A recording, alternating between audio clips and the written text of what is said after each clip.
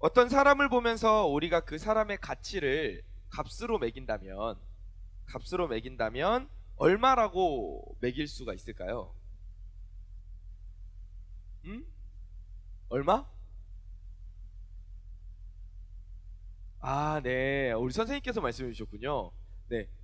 네, 저한테 여기까지는 잘 안 들렸어요. 네. 얼마 정도면은 우리가 평가를 할 수가 있을까? 이게 그 뭐 목사님, 사람의 가치를 어떻게 우리가 뭐 돈으로 매길 수가 있어요? 뭘로 어떻게 사람의 가치를 평가할 수가 있어요? 이렇게 말을 할 수가 있겠죠. 근데 실제로 이 가치를 측정해 보려고 했던 다양한 시도들이 있었어요. 해부학자였던 그 해리 몬센이라는 사람이 이렇게 말했어요. 체중 70kg의 사람 몸을 분해를 하면 물이 49kg가 나오고, 그다음에 지방이 비누 7개를 만들 수 있는 분량이 나온대. 그리고 석회가 12kg 정도가 나오고, 그다음에 성냥을 2200개를 만들 수 있는 인이라는 이 물질이 또 나오고, 그다음에 2.5cm 정도 길이가 되는 철로 된 못이 하나 나오고, 그리고 유황이 한 숟가락 정도가 나오고, 그리고 이제 철이 아닌 금속들 한 30g 정도가 나온대. 그래서 이 가치를 모두 다 이제 환산하니까 얼마 정도가 되냐? 그리고 따져봤더니 6,000원이다, 이렇게 이야기를 했대. 6,000원이다. 이걸 요즘 돈으로 다시 환산을 해보니까 한 100만 원 정도가 되는 것 같아요. 그죠? 그러니까 사람의 가치를 6,000원 또는 100만 원으로 본 거예요. 이 사람은 사람의 가치를 물질적으로 본 거죠. 물질의 형태로 본 거죠. 또 한편으로 다른 의견도 있어요. 이번에는 해부학자가 아니라 생화학자야. 생화학자였던 헤롤드 제이 모로위츠라는 이 사람은 뭐라고 말했냐? 사람을 화학적으로 분석했어. 어떻게 됐냐 하면, 헤모글로빈이 뭐죠? 그 적혈구, 그쵸? 네. 갑자기 나도 설명하려고 그러니까는 애매해지네. 어쨌건 피 속에 들어있는 헤모글로빈, 그게 그램당 285달러. 그리고 인슐린, 우리 몸속에 있는 인슐린이 그램당 47달러. 좀 어려운 말들이 많이 나와요. 효소 트립신이 36달러, 담즙의 색소인 빌리루빈이 12달러, DNA가 76달러, 콜라겐이 15달러, 알부민이 3달러, 효소를 활성화시키는 아세테이트 키나제 그램당 8,860달러. 그래서 이걸 종합하면 인간의 몸의 1g의 가치가 평균적으로 245달러. 70에서 75kg의 몸무게를 가진 사람의 가치는 약 600만 불. 그러니까 한국 돈으로 하면 70억 정도가 된다 라고 분석을 했어요. 그러니까 이 사람은 사람을 어떻게 보고 이렇게 가치를 계산한 거예요? 화학적으로 본 거야. 자기가 생화학자니까. 앞선 해부학자는 자기가 해부학자니까 그 물질적으로 이렇게 계산을 한 거고, 지금 이 사람은 화학자니까 화학 물질로 계산을 한 거지. 또 어떤 사람은 사람의 가치를 계산할 때 어떻게 계산하냐면, 노동력과 평균 수명을 계산해가지고 이제 계산을 해요. 그래서 사람에 따라 몸값도 천차만별이다, 이렇게 가치를 매기는 거예요. 일용직 노동자의 경우 하루에 10만 원 정도를 받기도 하지만, 빌 게이츠는 하루 일당이 40억 원이 넘는데요. 감이 잘 안 오죠? 40억 원이 넘는데요. 보통 사람들은 월급으로 계산을 하는데, 이렇게 페이를 많이 받는 사람들은, 이렇게 버는 돈이 많은 사람들은 너무 크니까 주급으로 받는 경우들도 있대. 유럽 프로리그에서 뛰고 있는 축구 선수들 이제 주급으로 많이 계산을 하죠. 운동 선수들이. 얼마 전 중국과의 경기에서 시원한 플레이를 보여줬던 축구 선수 누구죠? 유명한 손흥민이 주급으로 한국 돈 2억 정도를 받는데요. 2억. 일주일에 2억이야. 그러니까 매일매일 자동차를 한 대씩 사도 돈이 남아. 이렇게 소형차를 한 대씩 사도 돈이 남는 정도의 주급을 받는데요. 갑자기 이 이야기를 하니까 여러분들 표정이 왜 행복해지는지 모르겠네. 그 생각만 해도 같이 생각에 동참해도 행복해져요. 그만큼의 가치가 있고 성과를 보인다고 팀에서 판단하니까 그만큼의 돈을 지불하겠죠. 여러분 어떻게 생각해요? 어떤 방법이 그 사람의 가치를 측정하는 가장 좋은 방법인 것 같아요? 물질적인 방법이 있었고 화학적인 방법이 있었고 그리고 뭐 노동력을 고려한 그런 방법이 있었죠. 근데 사실 앞서 말한 이 계산 방식들이 어떤 것도 사람의 가치를 측정하는 데 있어서 적합하진 않아요. 왜냐하면 일단 앞에 물질적인 거, 사람은 단순하게 원소의 결합들을 통해서만 이루어진 존재가 아니거든. 사람은 영적 존재잖아. 그러니까는 이 물질적으로 이 사람의 가치를 계산할 수가 없는 거야. 따질 수가 없어. 또 그 사람이 벌어들이는 수익으로 따진다? 정확하게 그게 그 사람의 가치라고 볼 수는 없어. 왜냐하면은 보는 사람마다 그 사람의 가치가 달라지거든. 그래서 정확한 평가로는 볼 수가 없는 거지. 기준이 안 잡히니까. 그러면 우리 가치는, 우리 이 사람의 가치는 누가 가장 잘 평가해 줄 수 있는가라는 거지. 내가 가장 잘 알 수 있을까? 근데 또 생각해보면 그럴 것 같잖아. 근데 잘 생각해보면 그렇지도 않아. 왜냐하면 목사님이 아직도 가끔 핸드폰을 쓰면서 새로운 기능을 가끔씩 발견할 때가 있어요. 그러면 깜짝깜짝 놀래. 아니 내가 이 핸드폰을 지금 몇 년째 쓰고 있는데 근데 이런 기능이 있었단 말이야? 그래서 막 깜짝깜짝 놀래요. 여러분은 그런 경험 한 적 없어요? 있죠? 여러분도 막 핸드폰만 이렇게 하다 보니까 우리 선생님들만 다 동일하시네요. 우리 아이들은 다 원래 알고 있었나 봐. 여러분들은. 근데 저는 가끔씩 발견해요. 발견하면 깜짝 놀래. 아니 이렇게 좋은 성능과 많은 기능을 가진 핸드폰을 우리가 가지고 있어도 그 기능을 다 몰라서 못 쓸 때도 있는 거야.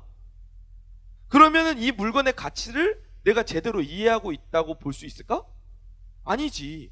내가 이거 기능을 제대로 모르는데 이 가치를 어떻게 평가할 수가 있겠어. 마찬가지야. 우리가 나 자신을 바라볼 때는 나에 대해서 다 알고 있는 것 같다고 생각하거든. 근데 분명 나에게는 내가 알지 못하는 모습도 있다 없다? 있다. 그래서 내가 나의 가치를 보면서 스스로 판단한다는 건 정확하지가 않아. 내가 모르는 나의 모습이 너무 많아. 때로는 나의 가치를 지나치게 낮게 평가할 수도 있는 거예요. 그런데 여기서 보면 어떤 물건의 기능과 가치를 가장 잘 아는 사람이 누굴까요? 핸드폰을 이 기능과 이 성능을 가장 잘 아는 사람은 누굴까? 누구요? 그치. 파는 사람도 잘 알겠지. 근데 만든 사람이 훨씬 더 잘 알지. 이 물건을 만들었으니까. 어떤 기능을 넣고 그리고 어떻게 조립을 하고 어떻게 운영이 되게 하고 그거를 다 계획해서 만들었을 거 아니야. 마찬가지야. 만든 사람이 가장 잘 알아. 그럼 우리에 대해서 가장 잘 아시는 분은 누굴까? 누구다? 우리를 만드신 분? 하나님이시라는 거예요. 따라하세요. 하나님이 우리를 가장 잘 아신다는 거예요. 때로는 우리가 스스로 가치에 대해서 물어볼 때가 있어. 나라는 존재가 쓸모없게 느껴질 때도 우리가 살다 보면 있잖아요. 뭐 이래서 내가 필요하긴 한가? 나 왜 살지? 스스로 나 자신이 가치 없게 느껴질 때가 있단 말이에요. 근데 나 자신이 나를 바라보는 그 시선은 정확하지 않은 평가예요. 나에 대한 정확한 평가는 내가 내릴 수 있는 것도 아니고 그렇다고 세상이 나를 평가할 수 있는 것도 아니에요. 오직 누구한테서 받는 평가가 가장 정확하다? 하나님으로부터 받는 평가가 정확한 진짜 평가가 될 수 있는 거예요. 그러면 우리를 만드신 하나님께서는 나를 어떻게 오늘 평가하고 계시냐? 오늘 우리가 읽었던 말씀을 통해서 우리가 한번 살펴보기를 원해요. 오늘 우리가 읽은 말씀은 예수님께서 말씀하신 천국에 대한 비유로 우리가 너무 잘 알려져 있는 비유죠. 너무 유명한 찬양도 있어요. 무슨 찬양 있죠? 네. 천국은 마치, 목사님이 이거를 몇 년 전이에요 벌써? 13년 전이구나. 13년 전에 그렇다고 너무 옛날 사람 보듯이 보진 말아줘.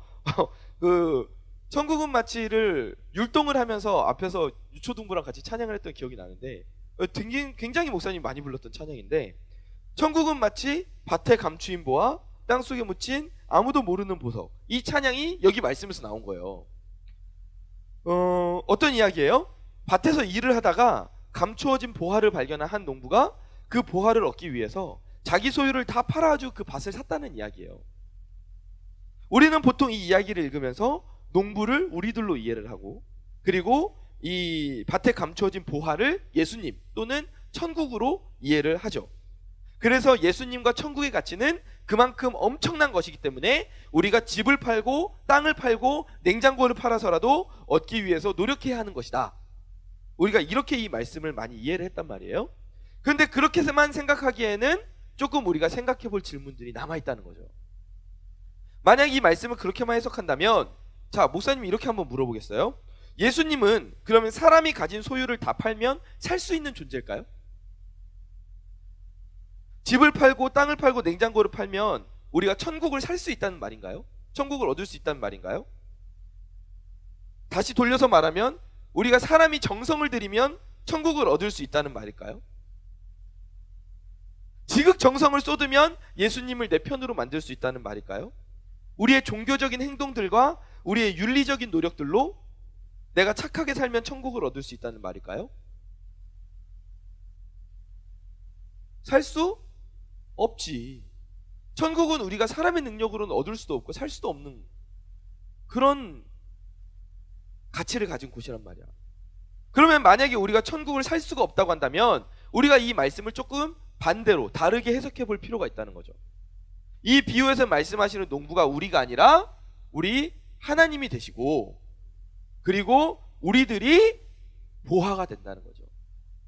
그래서 다시 말하면 값진 보물과 같은 우리들을 구원하시기 위해서 자신의 모든 것을 지불하신 분이 바로 우리 하나님이시다. 아멘. 즉 하나님은 우리에게 이렇게 말씀하고 계시는 거예요. 저를 따라하세요. 너는 나의 보배란다. 아멘. 하나님은 우리를 하나님의 보물, 하나님의 보배로 생각하고 계십니다. 지난주에 하나님이 우리를 하나님의 자녀라고 부르시면서 말로만 하신 게 아니라 실제로 무엇까지 주셨다? 자녀의 오, 말씀을 기억하고 있어. 대단해요. 자녀의 권세까지 주셨다. 마찬가지예요. 하나님이 우리를 보물이라고 인정해 주셨는데 말로만 너네 보물이야, 너 소중해, 이렇게 말씀하신 게 아니라 실제로 나를 위해서 엄청난 대가를 지불하심으로 그게 진심이라는 걸 증명하셨어요. 우리 말씀 함께 읽어볼까요? 디모데전서 2장 5절에서 6절 말씀 함께 읽어봅시다. 시작. 하나님은 한 분이시요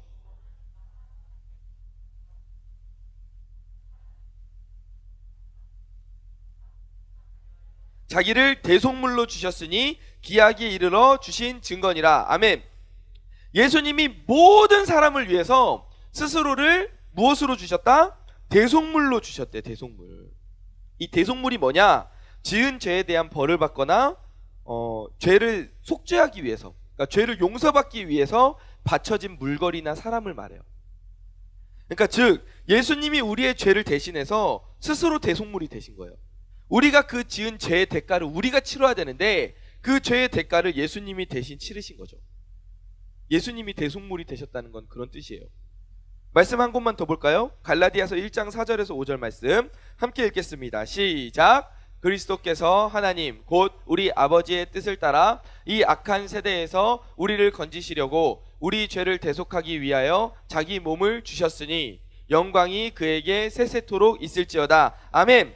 하나님이 무엇을 주셨다고요? 방금 읽었잖아. 하나님이 무엇을 주셨다고요? 자기 몸. 자기 몸을 주셨다고요. 오늘 말씀 속의 주인공이 자신의 소유를 모두 다 팔아서 밭을 샀던 그것처럼 하나님은 자신의 모든 것, 심지어 생명까지도 바치시면서 나를 구원하신 거예요. 근데 이게 너무 엄청난 사실이고 너무 엄청난 이야기라 현실감 없게 느껴질 수가 있어. 아니, 이 세상을 만든 신이 나를 위해서 목숨까지 버렸다고? 내가 그 정도의 가치가 있는 존재인가? 맞아요. 사실 우리는 그럴 만한 가치가 없어요. 다이아몬드인 줄 알았는데 가까이서 보니까 큐빅이야. 퓨마인 줄 알았는데 가까이서 보니까 파마야.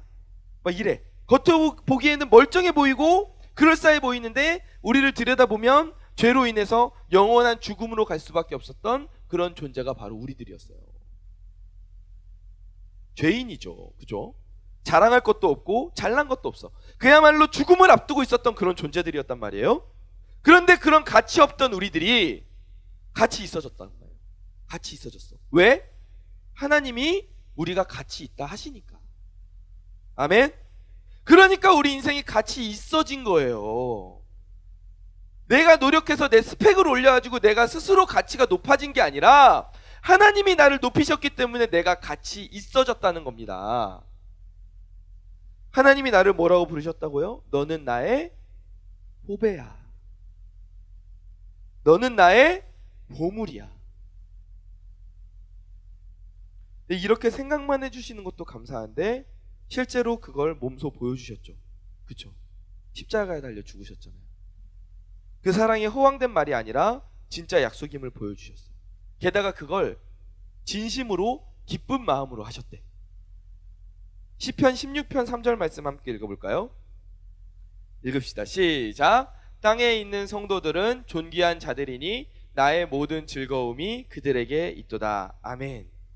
예수님이 십자가에 달려 돌아가셨을 때 그 마음이 어땠을까? 효은아, 그 마음이 어땠을까? 너무 내가 하기 싫은데 십자가 진짜 무거워 죽겠네. 막 이러면서 막 진짜 하기 싫은데 내가 진짜 내가 이것들 때문에 내가 이렇게 욕이랑 이런 거 먹어가면서까지 내가 이렇게 해야 돼? 이렇게 하셨을까? 마지못해서 십자가에서 죽으셨을까? 아니에요. 방금 우리가 읽은 시편 말씀을 보면 땅에 있는 성도들, 즉 우리들은 존귀한 자들이라고 부르시잖아요. 그리고 하나님의 모든 즐거움이 누구에게 있다? 우리에게 있다. 예수님께서는 우리를 보화로 인정해 주실 뿐만 아니라 자신의 소유를 다 팔고 생명을 다 바치고 십자가에 달려서 그 비참한 죽음을 당하셨는데 그럼에도 불구하고 그 모든 것을 기쁨으로, 너무 기쁜 마음으로 감당해 주셨다는 거예요. 너를 살릴 수만 있다면, 내가 너를 살릴 수만 있다면 나는 내 생명을 주어도 아깝지가 않아. 이게 우리를 향한 하나님의 마음이라는 거예요. 사랑하는 고등부 친구들, 여러분이 스스로를 볼 때 얼마나 가치 있게 여기시나요? 사실 스스로를 가치 있게 생각한다는 건 쉽지 않아요. 이거 어려워요. 특히나 지금 이 시대에는 더 어려운 일인 것 같아요. 사람들이 줄 세우는 걸 너무 좋아하는 시대 속으로 우리가 살고 있어. 사람들이 다양한 기준으로 줄을 세워요. 돈이 많은가? 줄을 쫙 세워요. 저 사람이 얼마나 권력이 많은가? 줄을 또 쫙 세워요. 그런 걸로 평가를 하려고 그래요. 지금 여러분 나이대에 여러분의 가치를 평가할 수 있는 기준이 뭐가 있을까? 뭐가 있을까? 외모? 외모로 치자면 목사님이 또 아주 극상위권이지 않겠어요?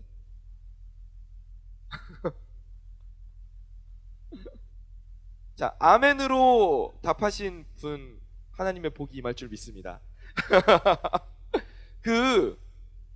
갑자기 까먹었어. 다양한 기준으로 줄을 세워요. 여러분을 평가하는 대표적인 기준이 뭐예요? 공부로 여러분을 평가하잖아요.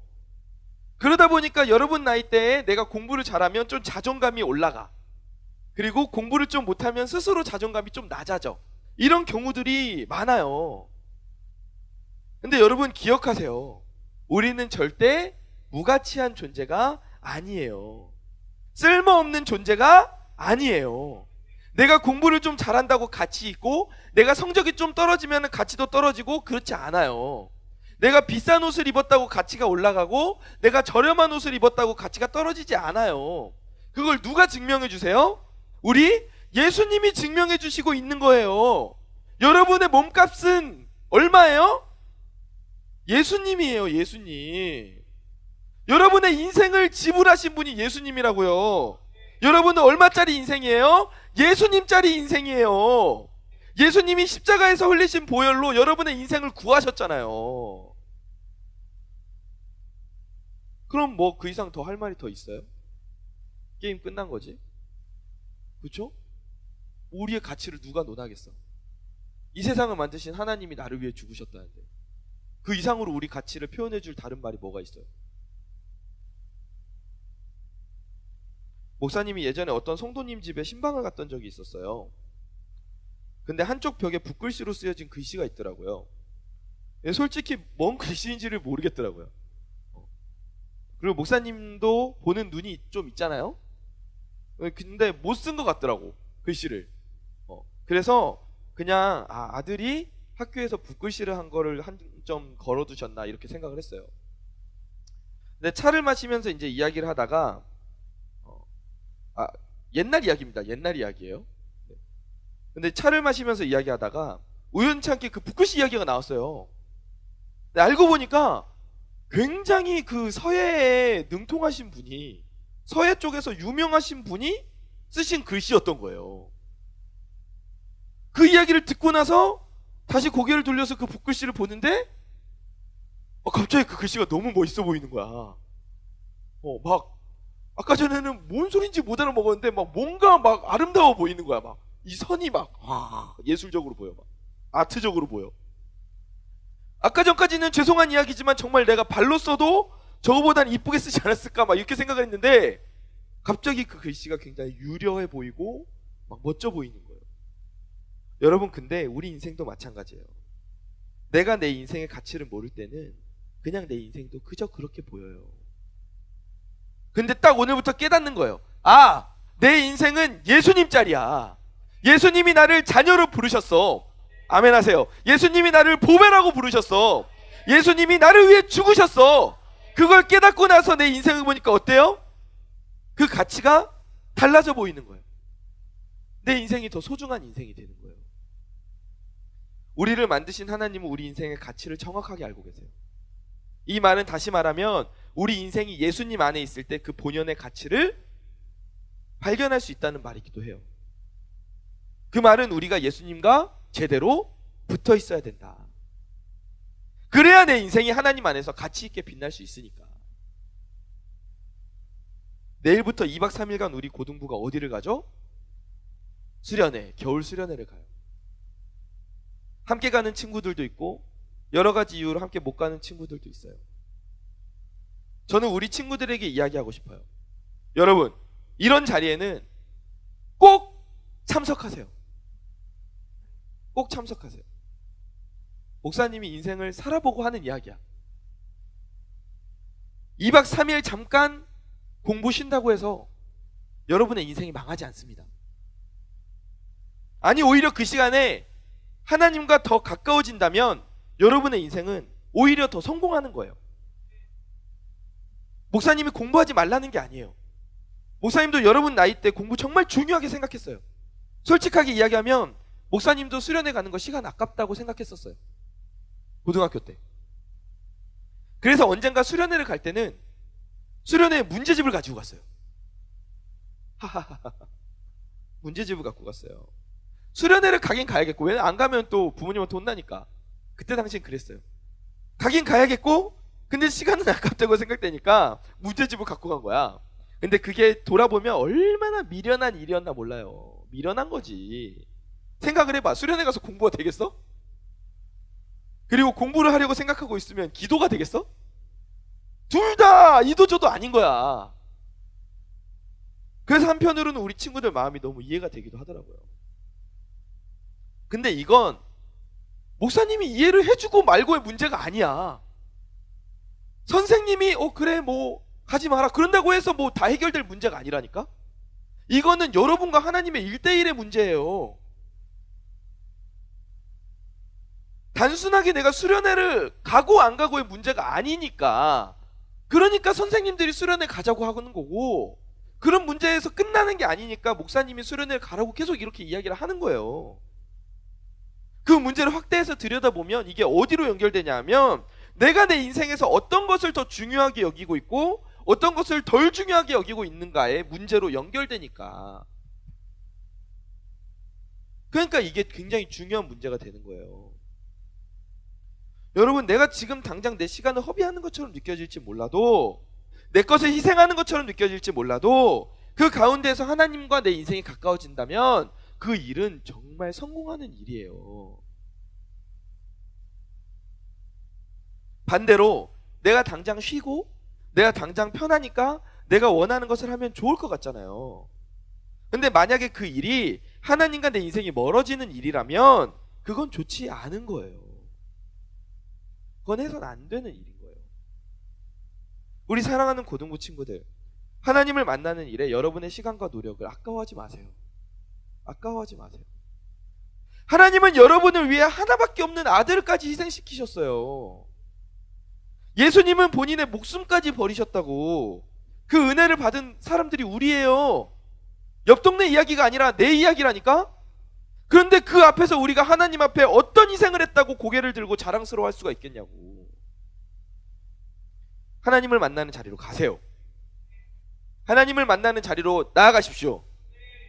하나님이 여러분을 사랑의 마음으로 기다리고 계실 거예요.